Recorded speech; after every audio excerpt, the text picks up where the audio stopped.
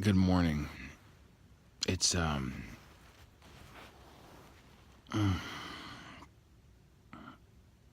January 18th at 10:30 a.m. on Friday. Yeah, I thought a lot about it today.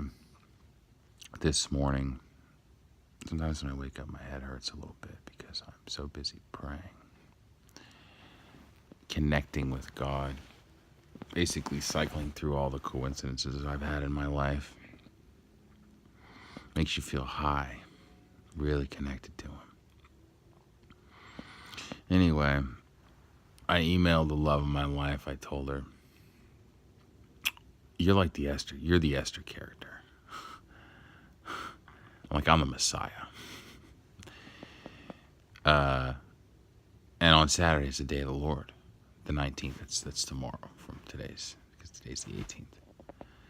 And I don't know. A couple of days later, she responded. I also think I mentioned there's like a once in a 10,000 year constellation formed the day that that I decided to make the little movie that you didn't. I don't even know what I said. Maybe like that you didn't even give a shit about. It's perfect. It's why it's her. She doesn't fucking care. If any girl made a movie, they'd respond. Not her. That's why she's perfect. Anyway, she responded something to the effect, I read the first line because it kind of previews it, and it's something like, please stop emailing and communicating with me. Probably, I don't know what she said after that. I didn't even read it after that. I was like, there's some part in, I think the Mount Olives sermon that says, you got to be rejected by your entire generation, suffer many things. Well, I emailed like 90 rabbis yesterday. I told my friend, a lawyer, I think I mentioned this in the previous video, and her. Told my dad. Posted online to like 200 people or whatever. Everything, I've announced that tomorrow's the day of the Lord. And I've been rejected by everyone. I didn't even check my email. Didn't read her email.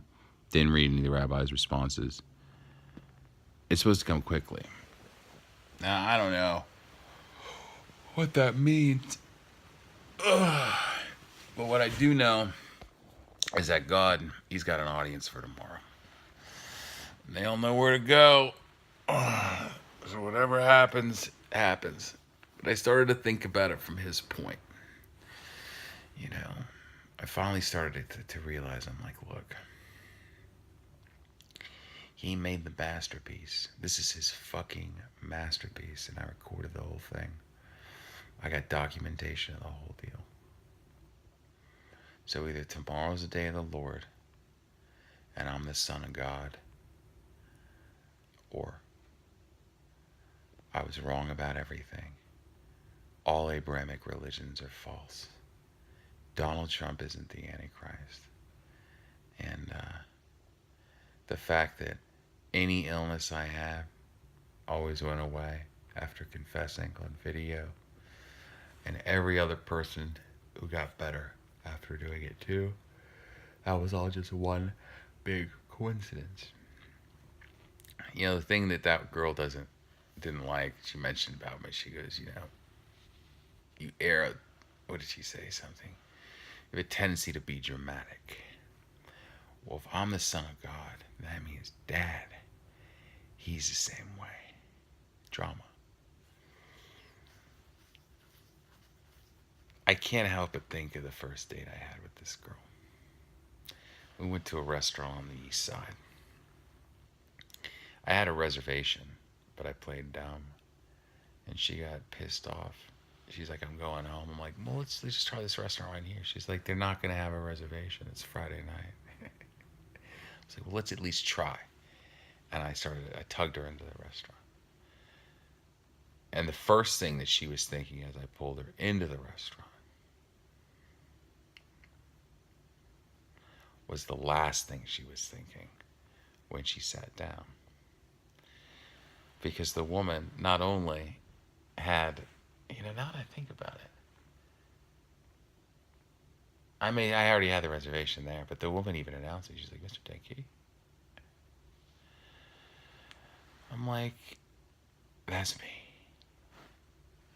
After you. And the smile on my date's face was, it was awesome.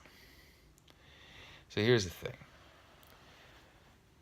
If tomorrow's the day of the Lord and I'm right, then it kind of takes the same sort of approach where the first thing that she was thinking when I told her that I'm the Messiah and that the day of the Lord's on the 19th is the last thing she'll be thinking on the 19th.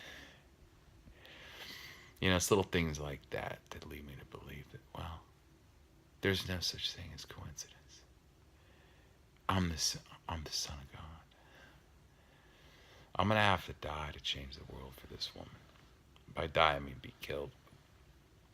Because whatever starts tomorrow, it's going to be a chain of events. It doesn't stop until I'm murdered. And that's okay.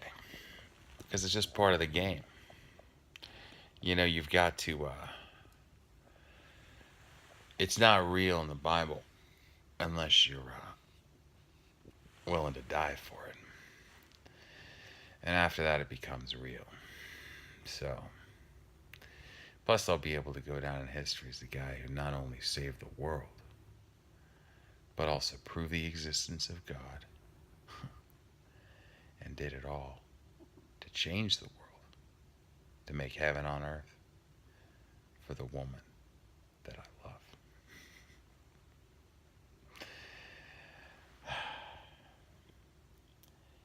God wanted a masterpiece on this one, people. His grand finale. And that boy who dragged that girl into that restaurant some 15, 16 years ago, what he didn't realize is that his father had spent, 15, 16 years looking for the Ark of the Covenant. He always thought he was crazy. But God, he wants his Ark back. And since my dad happened to identify that, God killed my ass the first time I died, when I was a baby, and said, if this motherfucker found the Ark and was willing to lose what he had, he's never going to be able to bring the thing home, but I'm going to kill his baby, swap his soul, and what's going to come back is different. And this baby's not going to know who the fuck he is his whole life. You know, what his purpose is until he gets with this Jewish chick. Not the first time. Not the second time.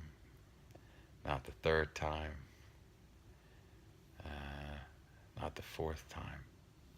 But he'll keep something about her. And eventually, that last time, he'll say, fuck it. That's my girl. And she'll be so firm to tell him to go fuck himself. You know, don't contact me again. You know how many times she's told me that? And I'm not going to contact her again. I just wanted to know about the day of the Lord, so it's timestamp. See, now I got her as an audience. And I got my best friend as an audience, my dad. I got 200 atheists. I got 90 rabbis. God has his audience. It's enough to make my little experiment online go viral. So, either God comes to bat with me tomorrow, and I was right about the whole thing, because there's a God, and that's been my whole exercise, is to prove God's existence for this woman. Or I'm totally wrong. But whatever happens, when I'm right, a star falls from heaven and unlocks a gate to hell. That sounds pretty fucking bad to me. 200 million locusts come out and cause men to want to die, but death flees from them. And I was thinking about that. why would death flee? Like, if you just killed yourself, what's the problem? Oh, because you're worried you're actually. Oh, because you're in a simulation.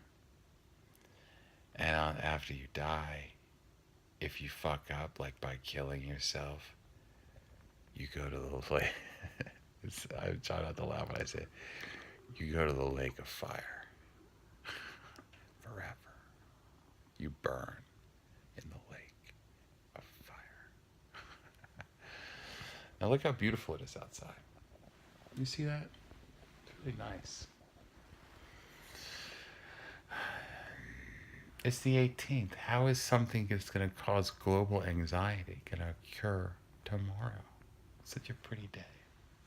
What could it possibly be? And that comes down to the drama. Only he knows. Whatever it is, it's gonna kick ass.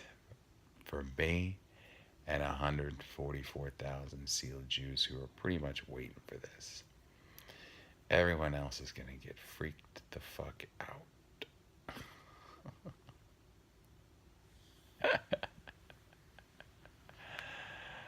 Oh man. So I'm gonna enjoy my last day of anonymity because my audience is great enough, and whatever God's got in store, I don't know. But for the rest of the world, it ain't gonna be good. For me, I got a little bit more work to do, but in 18 months, I'm actually gonna be excited to get murdered because in 3.5 days later, I'm coming back. And my dad's getting his fucking ark out of the ground. Well, God's ark, but he'll be the guardian of it. And me, I'll finally get heaven on earth. And I'll get my girl. But until then, we don't work. So I got more work to do on this January 18th at 10:30 a.m. 10:45 a.m. Central Time. Good luck, guys. Tomorrow's about the Sabbath.